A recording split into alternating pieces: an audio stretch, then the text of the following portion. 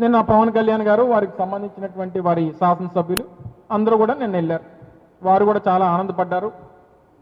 నా ఉద్దేశంలో వీళ్ళు నాకేం కనబడుతుందంటే, ఇది ముఖ్యమంత్రి గారు వాడాలా, ముఖ్యమంత్రి గారు కొడుకు వాడుకోవాలా, లేకపోతే పవన్ కళ్యాణ్ గారు వాడుకోవాలా, ఎవరు వాడుకోవాలో తెలియనటువంటి పరిస్థితుల్లో ఒకరికొకరు పోటీ పడతా ఉన్నారు ఆ బిల్డింగ్ని వాడుకోవడానికి.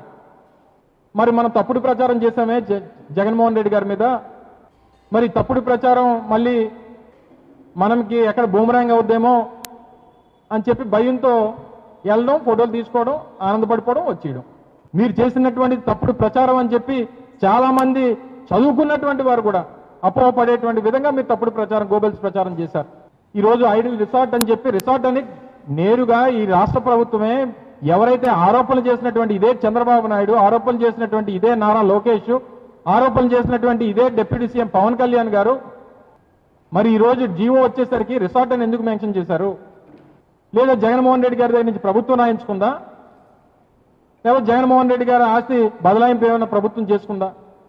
కేవలం జగన్మోహన్ రెడ్డి గారి తాలూకా క్యారెక్టర్ అసాసినేట్ చేయడానికి, ఆయన మీద తప్పుడు ప్రచారం చేయడానికి మీరు దాన్ని వాడుకునేటువంటి ప్రయత్నం చేశారు.